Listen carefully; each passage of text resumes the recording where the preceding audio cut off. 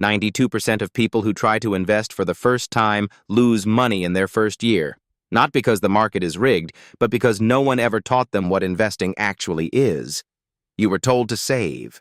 You were told to work hard. You were never told the one thing that quietly builds every fortune on earth.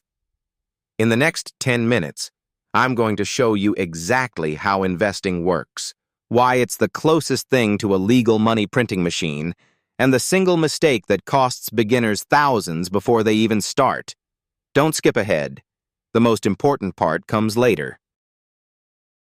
Let's start with a question most people get wrong. What is investing, really? Because if you ask 10 people, you'll get 10 different answers, and almost all of them are incomplete. Investing at its core is the act of putting your money to work so that it generates more money over time. That's it. You're exchanging dollars today for the expectation of more dollars tomorrow. But here's where it gets interesting. Most people think investing is about picking the right stock or timing the market. It isn't. And I'll prove that to you in about 2 minutes. To understand investing, you first have to understand what money actually is. Money is stored energy, stored time, stored effort, stored skill. When you earn $1, you've traded a piece of your life for it. Now, if that dollar just sits in a bank account, something quietly destructive happens. It loses value every single year due to inflation. Your money isn't safe. It's shrinking. This is the difference between saving and investing. Saving preserves money, poorly. Investing grows it. And that distinction alone separates the financially comfortable from the financially free. Here's a real example. If you put $10,000 in a savings account earning 0.5%, in 30 years you'll have about $11,600.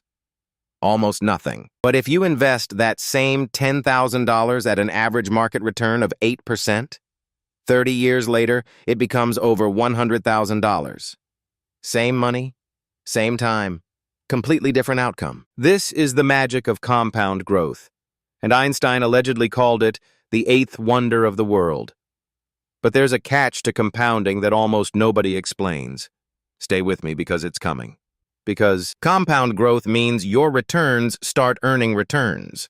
In year 1, you earn interest on your money. In year 2, you earn interest on your money plus last year's interest. And it snowballs. The longer you leave it alone, the more explosive the growth becomes. The first 10 years feel slow. The last 10 years feel unreal. Most people quit before they ever see the curve turn vertical. Now let's talk about where you actually put your money. Because investing isn't one thing, it's a universe of choices. And each one has a different purpose. The main asset classes are stocks, bonds, real estate, cash equivalents, and alternatives like commodities or crypto. Each one behaves differently. Each one serves a role in a healthy portfolio. Stocks are ownership. When you buy a share, you own a tiny piece of a real business. If the company grows, you grow with it. Bonds are loans. You lend money to a government or a company, and they pay you interest for the privilege. Lower risk, lower reward, but steady. Real estate is physical ownership. Property that produces rent, appreciates over time, and offers tax advantages stocks can't match. Cash equivalents are things like high-yield savings and money market funds. Safe, liquid, but barely keeping pace with inflation. Alternatives. Commodities, crypto, private equity are the wild cards. Higher risk, often higher potential, and usually best in small doses. Here's the key idea most beginners miss. You don't have to pick one. In fact, the smartest investors spread their money across multiple asset classes. It's called diversification, and it's your shield against disaster. Now let's talk about risk. Because everything I've said so far assumes markets always go up. They don't. In the short term, markets fall. Sometimes hard. Every investor faces volatility. Your portfolio might drop 20, 30, even 50% during a recession. This isn't a bug. It's the price of admission. But here's the part nobody says out loud. Every single crash in stock market history has been followed by a recovery and new all-time highs. Every one. The question is never if, only when. Which brings me to the mistake I promised you at the start. The mistake that costs 92% of beginners real money. It isn't picking the wrong stock. It's something far more human. The mistake is emotional selling. Beginners buy when markets are high and euphoric, then panic and sell when markets drop. They lock in losses. They exit right before the recovery. This is the twist most finance videos won't tell you. Investing isn't really a game of intelligence. It's a game of temperament. The calmest investor usually wins, not the smartest one. Warren Buffett said it best. The stock market is a device for transferring money from the impatient to the patient. Read that again. It's the entire game in one sentence. So how do you actually start? The good news is, it's never been easier. You don't need a broker, a suit, or $50,000. You need a brokerage account and a plan. Step 1. Open a brokerage or retirement account. Many are free, with no minimums. Step 2. Automate a monthly contribution. Even $50 matters. Step 3. Buy broad, low-cost index funds. These track the entire market, not just one company. It's the strategy most professional investors can't beat. Step 4. Ignore the noise. Don't check your portfolio daily. Don't chase hot tips. Don't try to outsmart the market. Just keep contributing, month after month, year after year. Here's a bonus insight nobody promised you. The single most valuable asset in investing isn't money. It's time.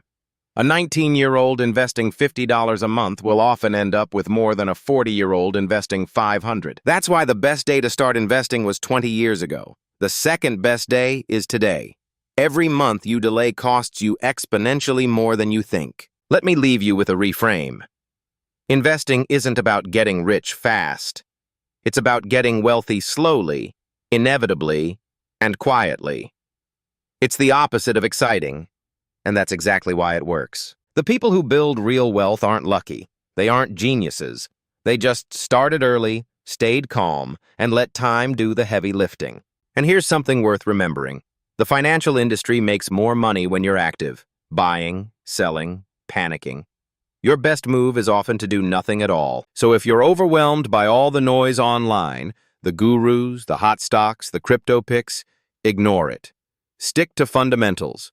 Boring beats brilliant every single time in this game. Before we wrap up, let me answer the question I get most. How much do you need to start? The honest answer, whatever you have. Even $10 a week invested consistently changes your life over decades. The barrier to entry isn't money, it's belief. Most people never start because they think they need permission or expertise or perfect timing. You don't. You just need to begin. Because here's the final truth. Every day you don't invest, inflation quietly taxes you. Every day you do, you compound. There is no neutral. Your money is either working for you or against you. So the real question isn't what is investing. The real question is, what is the cost of not investing? And for most people, it's the single largest financial mistake of their entire life. So let's bring it all together. Investing is putting your money to work so it multiplies over time. Compound growth is the engine. Diversification is the shield. Time is the multiplier. And emotional discipline is the real skill almost nobody masters. If you remember only one thing from this video, remember this. You don't need to be rich to invest, but you do need to invest to become wealthy. If this helped you understand investing in a real way, hit subscribe so you don't miss the next breakdown. And comment wealth below, and I'll share the full wealth building strategy.